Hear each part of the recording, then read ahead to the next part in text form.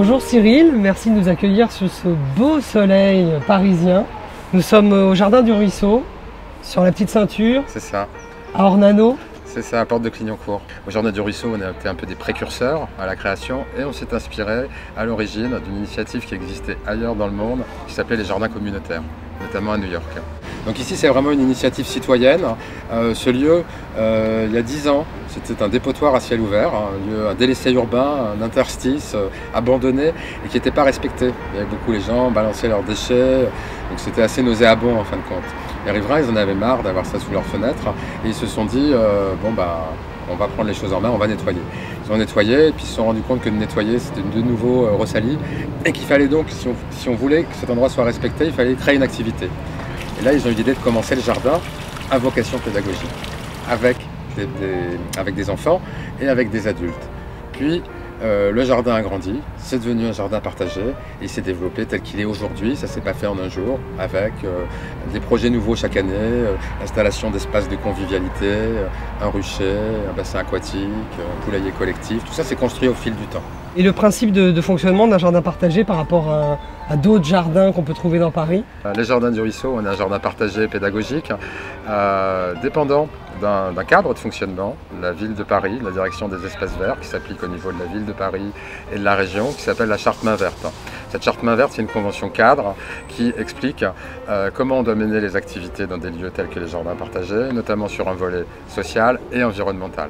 Social, pourquoi? Parce que un jardin partagé, c'est pas que du jardinage, c'est aussi une occasion de rencontre pour les habitants, c'est aussi du lien social, des activités artistiques et culturelles et une ouverture la plus large possible sur la ville pour que les Parisiens, les habitants, les urbains puissent profiter et accéder à cet endroit de nature. Et puis un cadre environnemental où on est en jardin écolo, c'est-à-dire on n'utilise pas de produits phytosanitaires. Aucun intrant chimique extérieur, aucun engrais, aucun produit chimique et le développement de pratiques qui visent à favoriser la protection de l'environnement. Quelle initiative originale avez-vous au Jardin du Ruisseau? Tout un tas, on était un des premiers ruchers pédagogiques que ce soit à la mode. On a installé un poulailler collectif en ville, à Paris, on était les premiers. Quelques années auparavant, on a installé un vignoble. On ne va pas encore faire concurrence aux vignes de Montmartre qui sont à 2 pas parce qu'on est sur un tout petit périmètre pour le moment, mais on espère bien s'étendre. Il y a combien de pieds de vigne? Alors je vais laisser les spécialistes répondre. Arnaud qui vous renseignera bien mieux que moi. Donc la vigne est ici sur les coteaux. À l'heure actuelle on n'a que 20 pieds et au départ ça a été planté par Thierry Kella qui est de l'Aveyron.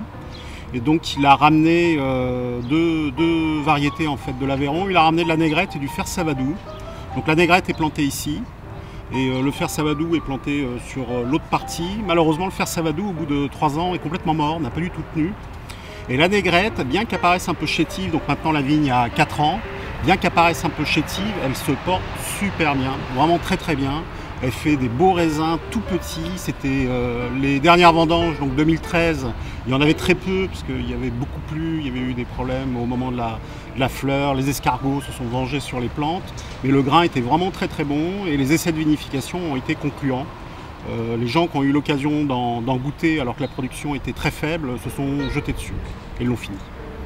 Quels sont vos projets pour les mois à venir sur les Jardins du Ruisseau?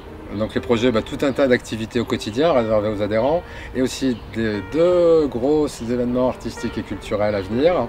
Le premier, c'est le samedi 24 mai, la fête de la nature et de la biodiversité, où là le jardin est ouvert au public. L'emprise de la Petite Ceinture est ouverte au public, avec tout un tas d'activités déclinées sur la thématique artistique, une thématique artistique et sur la thématique nature, biodiversité, des concerts, puisqu'il y a aussi de la musique, et un gros événement le samedi 5 et 6 juillet. Donc on renouvelle un événement qui s'appelle Clignancourt Danse sur les rails, 2e édition, où là c'est quelque chose d'assez ambitieux, où on installe un parquet sur les rails de la Petite Ceinture, des concerts à ciel ouvert, tout un tas d'animations, d'ateliers participatifs. Donc le samedi sur la thématique de la danse, qui se termine en bal populaire, en journée, et le dimanche, une journée dédiée aux arts du cirque.